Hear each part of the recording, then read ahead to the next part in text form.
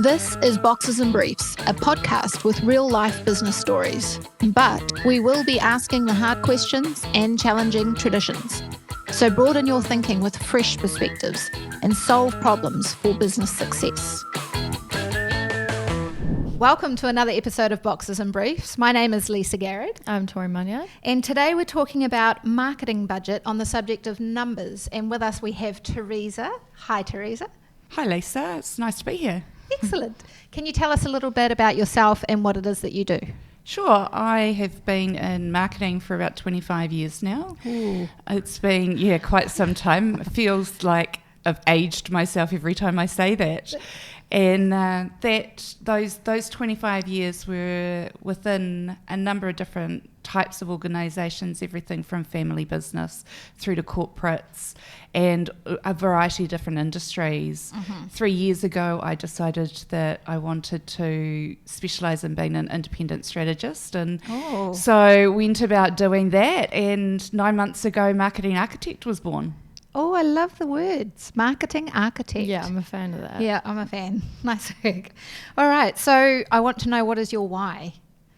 Yeah, for me, throughout my career, I found that what I wanted to do was keep pushing for growth, and many small and medium-sized businesses in New Zealand actually want to do that very thing. And so what I decided I wanted to do was offer my level of expertise to small and medium-sized businesses to help them and empower them to be able to achieve that.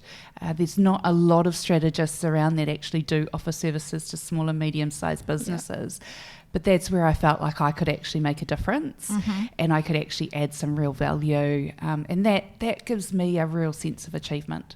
Okay. We're an achievement go-getter. Yeah, absolutely. Love it. All right. On the subject of marketing budget, we've got so many questions, but the first one that we're going to launch into is, what is people's biggest concern on the subject of marketing budget? The biggest thing that keeps popping up? Yeah, I think that their biggest concern really is around how do they spend it to make sure that they're getting a return. So the thing that I hear a lot from a lot of my clients is marketing doesn't work before they start working with me. That's what they often believe. From their previous experiences. Yeah, right. That's exactly right. They've had experiences where they've been pouring money into marketing, yet haven't known if it's made a difference. And so making sure you're actually putting money into the right places so that you get the right return on investment is really the biggest concern that most businesses have. Of course. I mean, if you're going to spend money, you want to know that you're making money. Exactly. And we want marketing to be seen as an investment, right? And so therefore that's exactly what we want to happen. Yes. The last thing we want is for people to not see a return, and therefore they see marketing as a cost to the business. Yes. I went to a lunch the other day and they were talking about how your marketing plan should actually be your marketing investment portfolio. I like that. Yeah, I like that. It's quite good. You are investing in your business. Yes. Yes. Okay. What is the common sense tip around marketing budget? The thing that everybody should know, but perhaps they overlook, like a back to the basics kind of thing.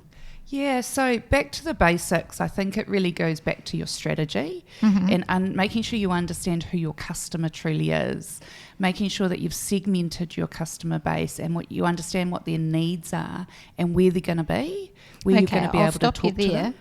Segmented. Now, I know that's marketing speak. I happen to know it because I'm in marketing, but what does that mean?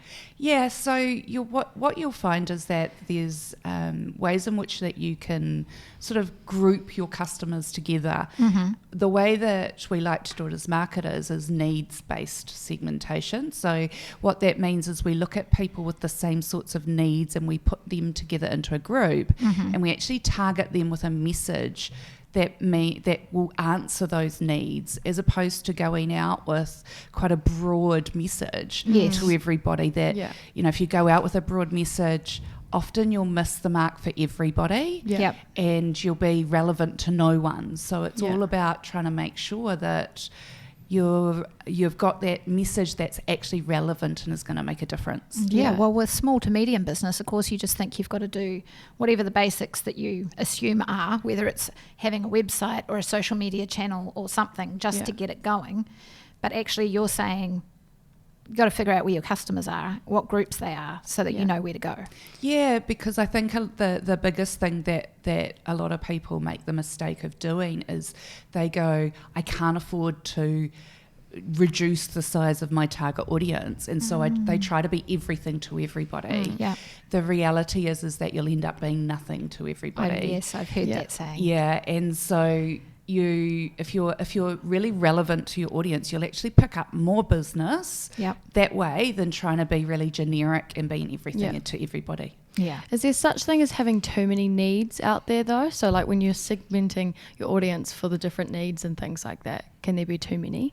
Yeah, you've got to be careful that you're not putting too many messages out.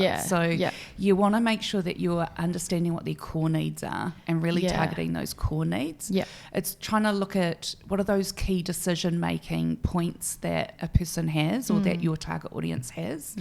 Because if you actually really delve into those and can answer those in your marketing, you'll stop the scroll, as we say it, which, is all around, you think about your Facebook feed and people just scroll and scroll and scroll. And so how do you get them to stop? What's common? What's like the minimum and what's the maximum number of things that you're going to try and market that you solve? There's no hard and fast rules around it. Okay. I would say though, you want to try to in an individual piece of collateral or an individual message, if you like, on a channel, you probably want to be as single-minded as possible. So it's really about nailing one key message to them, and getting that working really well for you. Get it better and better. Than trying to bombard them with too many messages, because the human brain is the human brain's complex, but we like to understand simple things. And so that's the key part of it, is keeping your message really simple so it's easy to understand. Yeah, and I feel like when you see the same message multiple times, you're more likely to buy, purchase, or make the decision with them if you're seeing that. The touch points, right? Touch points, That's it, multiple touch points, which is why when you actually are sitting down your marketing plan and your budget, you want to think about, how am I going to have these multiple channel touch points so that people see my message multiple times across multiple places, because that's how you will be remembered. Exactly. Okay, well, what is it that we're not going to see coming? What's your crystal ball gaze? So I think that there's a lot of talk obviously about AI out there, and most people know that AI is going to have a really big effect. It already is.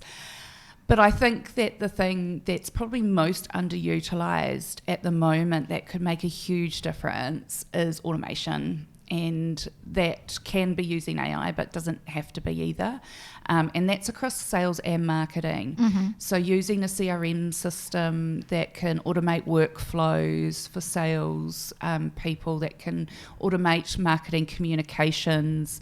What it means is that we can work smarter rather than working harder all the time. And particularly for small and medium-sized businesses where resources are quite tight. I think that's something that can really make a difference to their business. Time is everything. So that should be included in the marketing budget. Absolutely. Investment in a good CRM system is absolutely key to be able to not only build your relationships with your customers, but create insight to actually feed back into your marketing plan and budget. Also, if you're looking to sell one day, that CRM is the gold in the business that makes it valuable. That's right. It really does make it a saleable business. Without a CRM system, you don't really have a customer base or any relationship to sell. Yep, true. I never thought about that. Boxes and Briefs is proudly brought to you by Gilligan Shepherd, the problem solvers in business. The biggest question that I get asked a lot is around the budget and whether there's a formula. Like I've heard things like a percentage of the revenue or something like that. How do you determine how much money is a good amount to spend on marketing? Yeah, there's no hard and fast rules here, but generally 2 to 5% of sales is kind of generally accepted.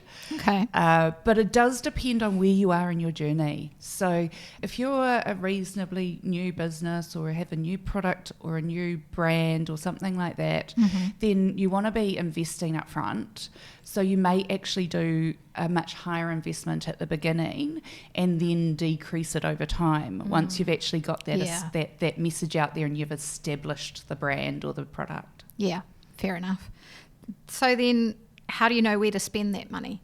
There's all kinds of different social media channels, there's websites, there's Google ads, there's what you're talking before about group segmentation, and how do you know how to divide up that budget? Yeah, you're right. It's quite a complicated world, the marketing channels. Yeah. Right? There's too many options now. So many options. There's so much noise in people's lives because of it. Yeah. And therefore you have to be quite selective. Yeah. There is no point in trying to be everywhere. Yeah. You're not going to do it well if you do that. Yeah. So I always recommend that you start with that segmentation and you actually look at those segments and you say, okay, well, which of those segments is actually most profitable to me? Which of those segments have I got the biggest growth opportunity for? And prioritise targeting those. And so what that would mean is then looking at those channels where those specific target audiences actually hang out Yeah. and where, you're going to be able to talk to them. Yeah. So it's Start about the relationship. Yeah, so it's about understanding your audience first and where they're going to be, and then that's how you decide where you're going to spend your marketing budget, Absolutely. pretty And much. I always say, make sure that you spend it on the most profitable or that most biggest growth Okay, opportunity. yeah, And the yeah. reason for that is most businesses do not have unlimited funds. Yeah, yeah. So we have to prioritise Yeah. somehow. and especially at the start, like for startups and things. You say. Yeah, well, for startups, it can be quite difficult because you don't know yet who your most profitable segment is True. going to be. Yeah. So you are sort of taking a bigger risk. Yeah. You're jumping into it with whatever knowledge you've got Yeah. in the hope that you've got it right. Yeah, But you yeah. learn, that's one of the It's most important times to learn. Exactly. Yeah. Yeah. Yeah, perfect. All right, I've heard that the chief marketing officer or the person in charge of marketing should always have a great relationship with the CFO, the financial officer, because of course if you want to do good marketing, that's the relationship you need. You need the money. And often the financial officer is like, well, how much are you spending for how much I'm going to get back? And return on investment is huge, but there are some things that you cannot measure, like brand. How do you figure out how much to spend on brand where there's no measurement, and what to spend on other channels where you might be able to measure followers, likes, sales calls, all those kind of things? Yeah, so there is always a way to measure any form of marketing, but it just depends on the cost associated with that measurement. So Right. you can do research projects and things like that to determine if, like, where your brand sits and Yeah. whether it's well recognised and those sorts of things. Do many small to medium businesses actually do that? Invest in those? Yeah, look, there's a thing that's kind of been introduced recently, which is not full research, but we refer to it as insights, Yeah. which is actually something that small and medium-sized businesses can afford to do. Oh yeah. And what that does is it takes sort of a small selection. It's probably 10 to maybe 20 customers, and it talks to them, Oh, yeah. and it gives them a really good understanding of their brand position and where they're at. What it won't do though is give an idea of like market share or something Yeah. like that, because that's a much bigger Yeah. research project. Oh yeah. Yeah. Okay. So for those who can't measure brand, Yes. let's say you've got $5,000 to $10,000 to spend in marketing for this year. How much goes into brand? How much goes into more measured stuff? Yeah, I think that if you've got a really small budget, obviously lead generation is going to be quite key for you to keep things ticking over, and ultimately lead generation is the way that you can measure return on investment.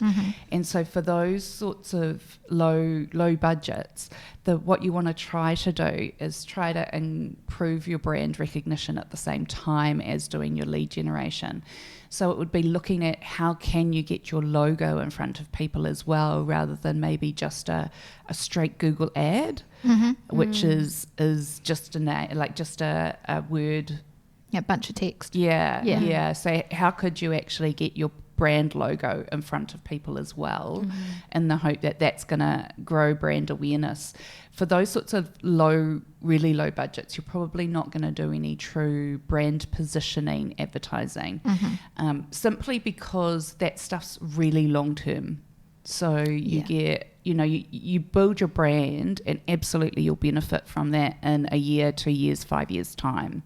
But you're not going to see the results right now. And often a lot of small businesses have the need to see some results right now. So I would actually say lead generation would probably be their priority in that situation. So low budgets, work on getting work in the door, but while you're doing it, attach your brand somehow. Yeah, and think about how do you continue to maintain that brand with the relationship with those customers afterwards. Yeah. Because word of mouth can be a massively powerful thing for you. Yeah. Convert one customer, they can talk to 3. Yes. Yeah. Yeah. Okay. Marketing has many trends. I think TikTok has been the biggest one. When should a business jump onto a trend to try it? Yeah, interesting question, right? And I guess that the biggest answer, or the most logical answer to that is that depends on how risk averse the business is and how risk averse the business owner is. In my experience, and what I recommend often to my clients is let the corporates have a go and trial it and work out all the kinks. Be the guinea pigs, because they've got the money, right? They've got the money to sort of throw at that sort of stuff. Although anybody in a corporate would disagree with that. Everyone claims they've got a tight marketing budget. So, I would say let them see if they can work out the kinks at the very, very early stages. And then once there's some evidence about how it can be used, feel free to jump on board. But at those very, very, very early initial stages, often it's very much trial and error. Yeah. And so you need to be prepared if you're going to jump on at those early stages to maybe not see a return from it. Okay. But do you need a big budget to jump on trends? You don't need to, but as I say, you just don't know if you're going to get that return. Whereas So it's not worth it then if you... It's just more risk. Yeah. Okay. So the reward, absolutely. Think about it, because high risk is often high reward, right? And so you may get a fantastic reward, but you may get nothing. Yeah. So it depends on what level of risk a business or a business owner is prepared to take on. Okay, so let's say we've been a good business owner. We've got a budget of 100K to spend on our marketing. We're going to divide that into some for brand, some for campaign type stuff, making sure that we're measuring the whole time. Should there be a percentage that you keep for all the what ifs, trends that pop up, opportunities? And I guess that the answer to that is, again, not necessarily. There's always things that pop up, and there's always things that you should definitely have planned in your budget. The thing that I would say is, first and foremost, get your basics right.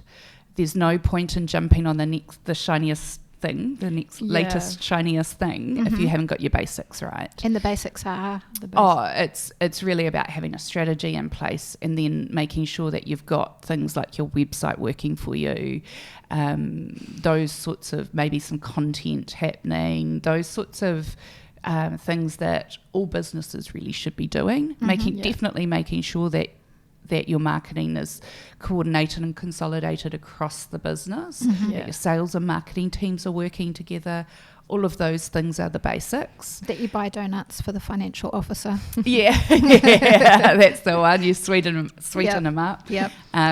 biggest tip I can give to any marketers out there if they are dealing with a CFO is to see if they can speak their language. It might feel a little bit foreign to start with, but if you can speak their language, then you're halfway to actually getting them across the line with any money that you might need. So an additional tip I heard is not to use your language. Like, don't use marketing jargon to them. Speak their language, not yours. It means nothing to them, the marketing jargon. They often don't want to be taken along on a journey and have a story told to them. Yep. They are much more data-driven. So put some data in behind it and they'll probably be much more receptive to any proposal that you're going to put forward to them. Talk numbers. Yeah, definitely Less talk words, numbers. more numbers. Yeah. Oh, that's hard. Okay.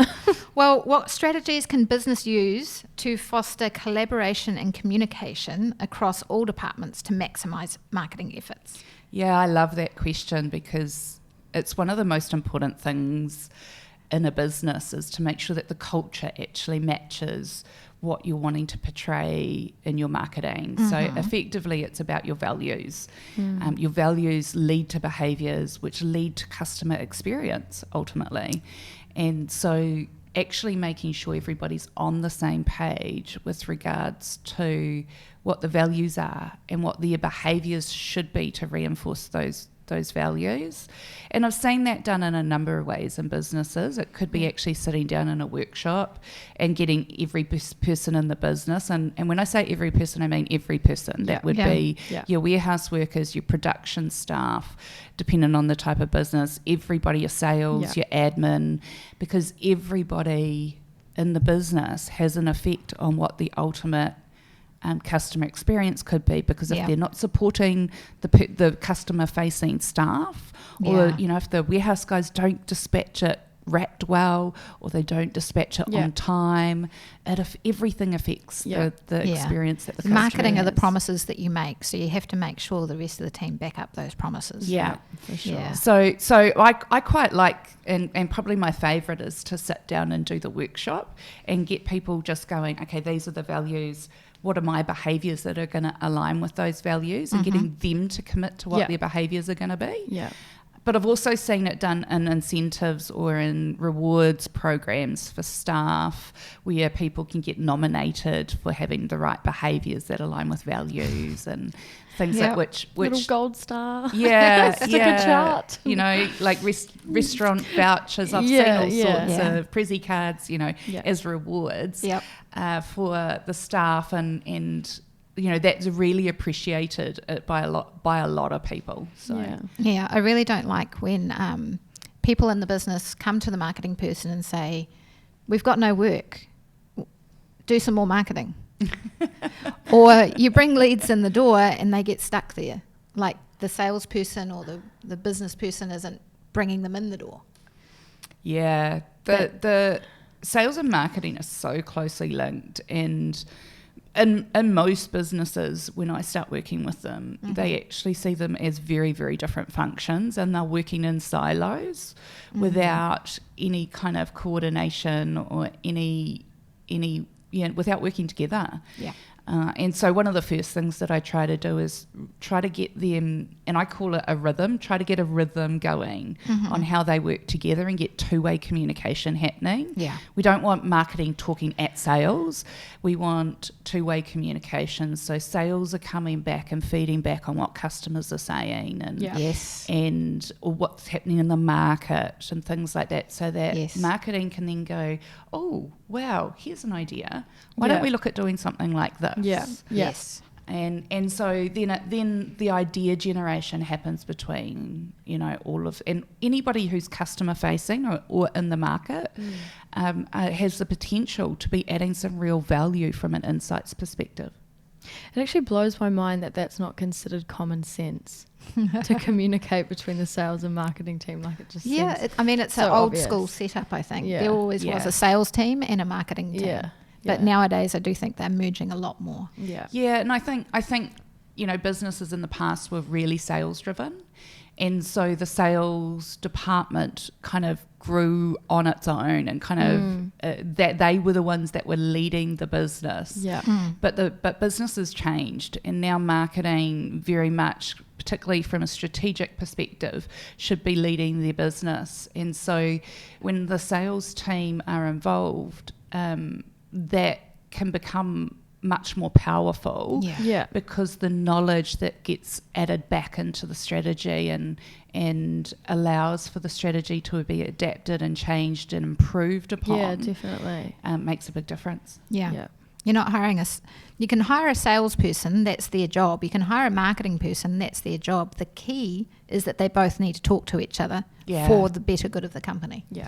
Yeah, and if you think about, you're trying to, all your marketing is out there trying to create a brand position for you, right? Trying to create a perception in your customers' minds. Yeah. And then if your sales team goes out there and communicates something completely different from that, it creates confusion and friction. You look like a dick. Well, you do. That's a very fair comment. But it becomes distrustful as well. Yeah. And that's the biggest problem that can happen is the minute that there's that confusion and things look like they're inauthentic, then Very hard to win them back. Yeah. Maybe that's trust what is an important thing. The people who are saying that marketing doesn't work and that need to look at their sales team and see what's going on down the line. Well, sometimes could be that. Like it's just not communication through the rest of the team, and they're letting the marketing down. Yeah, absolutely. I've seen that happen. I've seen leads come in and then sales literally doing nothing with them. Yeah. And that's again where I suggest a CRM system and pipeline management so that you can actually step your customer through the sales process. And there's visibility of that happening in the business because if there isn't any visibility on it, then there's a good chance that you could be doing things better. Yeah, you're going to lose a client too. They're going to fall through the cracks and feel unwanted, so they'll go somewhere else. Yeah, exactly. Yeah. Okay. What's your biggest piece of advice around marketing budgets? Yeah, I think the biggest thing would be planning. So actually making sure that you're sitting down normally at the beginning of the financial year and going, I know I've got X dollars to spend. And how am I actually going to spend that for the betterment of the business? So what is it that we're going to do that's going to give us the best return on investment? And actually plan that in and pop it into the budget. So plan it out on a monthly basis across all your different channels and allocate it. Yep.